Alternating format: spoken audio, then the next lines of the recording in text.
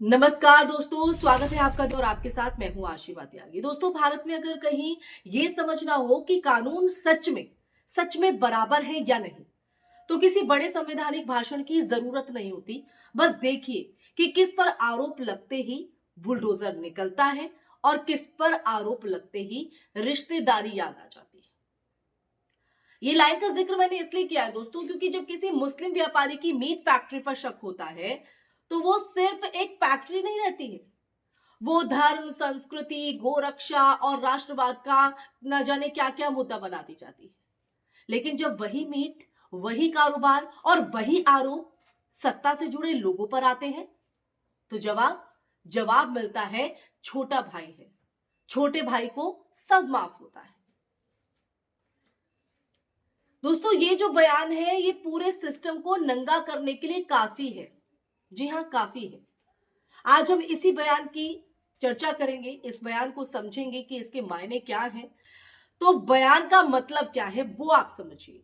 ये जो बयान है वो सिर्फ एक व्यक्ति का बचाव नहीं है, ये एक मानसिकता का खुला प्रदर्शन है।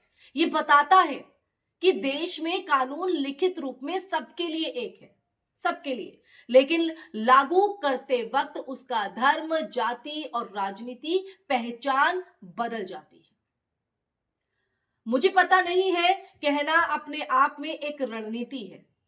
मुझे पता नहीं है ये कहना, क्योंकि अगर यही बात कोई मुस्लिम व्यापारी कह दे, तो उसे झूठा, माफिया और राष्ट्रद्रोही तक जो है वो घोषित कर दिया जाता है।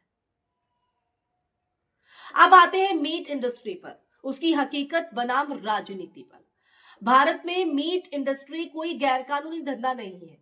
ये एक रेगुलेटेड सेक्टर है जिसमें लाइसेंस, हेल्थ स्टैंडर्ड, एक्सपोर्ट नियम, टैक्स शामिल है। लाखों लोग इससे इससे जो है रोजगार पाते हैं, और हिंदू, मुस्लिम, सिख, दलित सभी रोजगार पाते हैं। इसमें तमाम वर्ग के जो लोग हैं वो आते हैं।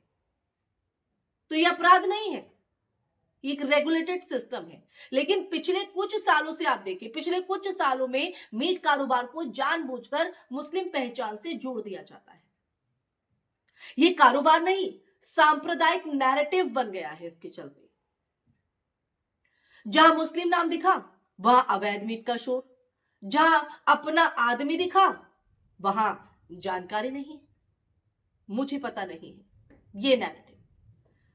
अब देखिए, ये जो डबल स्टैंडर्ड है ये कैसे काम करता है वो जानना भी आपके लिए जरूरी है। दरअसल ये डबल स्टैंडर्ड 3 लेवल पर काम करता है। जी हाँ, 3 लेवल पर, वो मैं आपको बताऊंगी। तो सबसे पहला, राजनीतिक बयान। मुस्लिम कारोबारी पर आरोप लगते हैं, तो मुस्लिम कारोबारी पर आरोप इज इक्वल टू सख्त भाषा, और अपने आदमी पर आरोप इज इक्वल टू भावनात्मक बचाव। दूसरा, प्रशासन, मुस्लिम फैक्ट्री इज इक्वल टू त्वरित कार्रवाई। सत्ता से जुड़ा नाम इज इक्वल टू जांच लटकाना। आप समझ रहे हैं, ये वो पहलू है जो इस डबल स्टैंडर्ड का जो को कहीं ना कहीं सार्थक करते हैं, उसके लिए काम करते हैं। अब तीसरा, आखिरी पॉइंट, मीडिया। मुस्लिम नाम is equal to debate, demand, trial. अपने नेता इज इक्वल टू चुप्पी या सॉफ्ट कवरेज। और यही वो जगह है जहां लोकतंत्र मरता है, धीरे लेकिन स्थायी रूप से। गोरक्षा या वोट रक्षा, इस पर आता है। अगर मुद्दा सच में गोरक्षा होता तो नियम सबके लिए बराबर होते। अगर मीट फैक्ट्री गलत है तो हर मीट फैक्ट्री गलत है। धर्म देखकर अपराध तय नहीं होता है, लेकिन यहां अपराध धर्म देखकर तय किया जाता है, और सजा सजा वोट देखकर।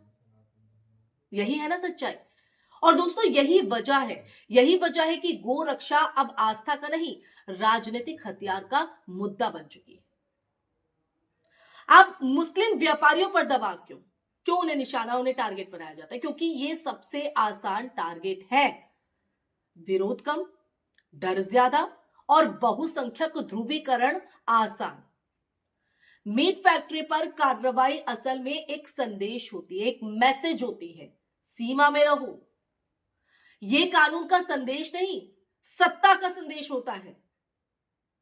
प्रशासन और न्याय की चुप्पी पर आते हैं, क्योंकि वो भी एक बहुत बड़ा कारण है। क्योंकि सबसे चिंताजनक बात यह है कि प्रशासन इस पूरे खेल में निष्पक्ष रेफरी की तरह नहीं बल्कि चयनात्मक खिलाड़ी की तरह दिखाई पड़ता है। जब कार्रवाई बराबर नहीं होती तो न्याय पर से भरोसा टूटता है, और जब भरोसा टूटता है तो देश कानून से नहीं डर से चलता है। अब ऐसे में असल सवाल, क्या छोटा भाई होने से अपराध छोटा हो जाता है? अपराध तो अपराध होता है ना। क्या मुस्लिम व्यापारी होने से अपराध अपने आप बड़ा हो जाता है? क्या कानून इंसाफ के लिए है या सत्ता की सुविधा के लिए? ये तमाम वो सवाल है जो इस तरह की घटनाओं के चलते खड़े होते हैं, लेकिन जवाब कहीं नहीं है। ये सवाल किसी एक बयान के नहीं है, ये पूरे सिस्टम के आईने हैं। जी हां, सच्चाई है। आज मीट फैक्ट्री पर बहस है, कल किसी और कारोबार पर भी होगी। धैर्य रखिए, इंतजार कीजिए, पर पैटर्न वही रहेगा। अपने के लिए माफी, दूसरों के लिए सजा। अगर आज हमने सवाल नहीं उठाया, आवाज नहीं उठाई, तो कल सिर्फ कारोबार नहीं दोस्तों, सिर्फ कारोबार नहीं, नागरिक होने का, जी हां, नागरिक होने का हक भी लाइसेंस से मिलेगा। और तब कोई ये नहीं पूछेगा कि फैक्ट्री वैध थी या नहीं। बस ये देखा जाएगा कि नाम क्या था और पहचान किसकी थी। तो क्या आप ये हकीकत में इस आभास को जीना चाहते हैं कि आप ऐसे देश में रहें? क्योंकि देश तो अब उसी दिशा पर चल पड़ा है, अब लेकिन उसको रोकना है, और वही भाईचारा, वही जो आपसी प्यार है, वो उस वाले देश में आपको रहना है। तो उसके लिए आपको आवाज उठानी होगी, सवाल पूछने होंगे। तो ये जो पूरा एक नैरेटिव सेट किया गया है, इसको तोड़ने का काम आम नागरिक ही कर सकता है। क्योंकि हमारी नागरिकता हमसे छिने, हमारा नागरिक होने का अधिकार हमसे छिने, उससे पहले हमें अपनी आवाज को उठाना होगा। लेकिन बारी अब आपकी है, सवाल पूछने की, आवाज उठाने की। इसी के साथ इस चर्चा में फिलहाल के लिए बस इतना ही। ये चर्चा आपको कैसी लगी, आखिरी बात से कितना इत्तेफाक है, कमेंट सेक्शन में कमेंट करके जरूर बताइएगा। इस वीडियो को ज्यादा से ज्यादा शेयर कीजिएगा, हमारे चैनल को सब्सक्राइब कीजिएगा। फिर हाजिर होंगी ऐसा ही सच का संवाद लेकर, तब तक के लिए अपना ख्याल रखिए। जय हिंद, जय भारत, नमस्कार।